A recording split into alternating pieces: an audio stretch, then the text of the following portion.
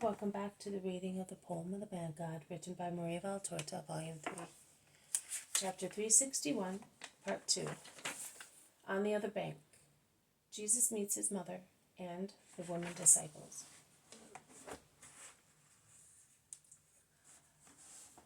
How beautiful it will be to see all that, exclaims John, enraptured. Yes, and to see all the Pharisees grind their teeth, seized with anger, says Peter, rubbing his hands. Oh, I think I will look only at Jesus and the blessed souls reading the book with him, replies John, dreaming of that hour, while his light blue eyes, lost in I wonder what vision of light, are made brighter by emotional tears, which have welled in them, and an innocent smile appears on his red lips. The zealot looks at him. Jesus also looks at him, but Jesus does not say anything.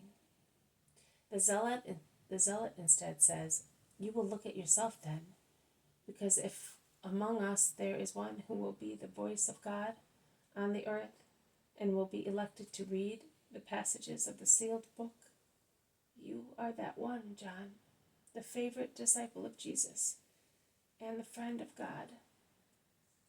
Oh, do not say that. I am the most ignorant among you.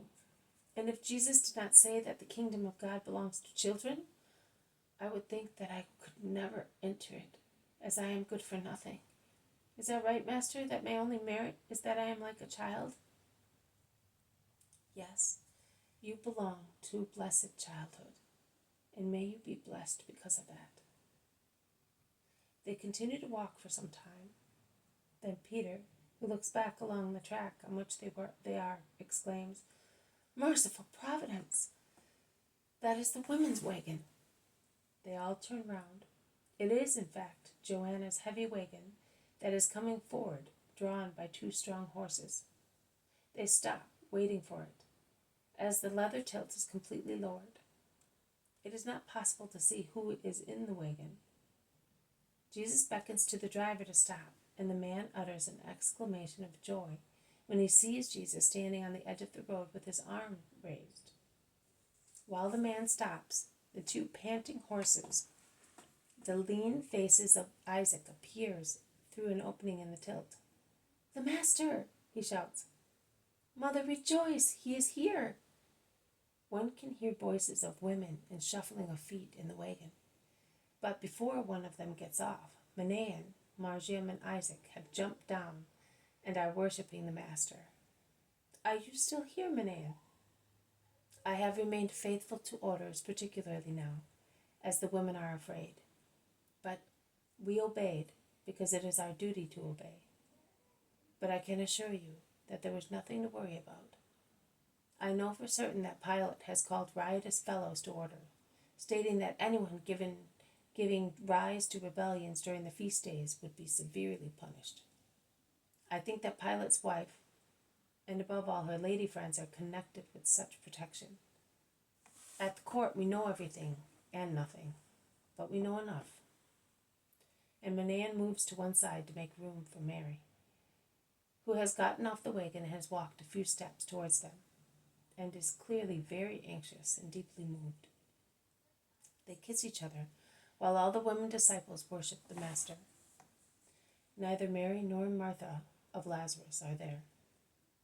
Mary whispers, "How much anguish since that evening! How everybody hates you, son!" And tears stream down the red lines left on her face by the many tears shed during the previous days. But you can see that the Father sees to everything, so do not weep. I defy all the hatred of the world bravely, but one tear of yours depresses me. Cheer up, Holy Mother." And embracing her with one arm, he turns round to greet the women disciples, and particularly Joanna, who came back to accompany Mary. "Oh, Master, there is no difficulty in staying with your mother. Mary was held up in Bethany because her brother is suffering so much. So I came. I left the children with the wife of the guardian of the mansion, as she is kind and motherly. and there is also Chusa to look after them. So you can imagine whether Matthias, who is my husband's pet, will lack anything.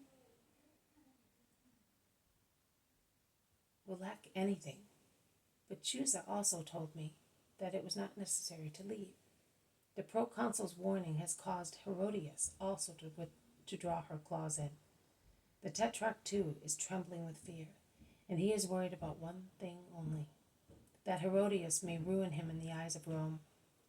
The death of John has destroyed many situations that were favorable to Herodias, and Herod is fully aware that the people are against him because of John's murder. The old fox realizes that the worst punishment for him would be to lose the hateful, illusory protection of Rome. The people would attack him at once. So do not worry. He will do nothing on his own initiative. In that case, let us go back to Jerusalem. You can proceed without any fear about your safety. Let us go. Let the women get into the wagon again, and Matthew, and whoever is tired, will go with them. We will rest at Bethel. Let us go. The women obey. Matthew and Bartholomew go with them. The others prefer to follow the wagon on foot, together with Manaen, Isaac, and Margium. And Manaen tells them how he inquired to find out how much truth there was in the boasting of the Herodian who had caused so much anxiety in the peaceful gathering at Bethany, near Lazarus, who was suffering so much, says Manaen. Did a woman come to Bethany? No, Lord, but we have been away 3 days. Who is she?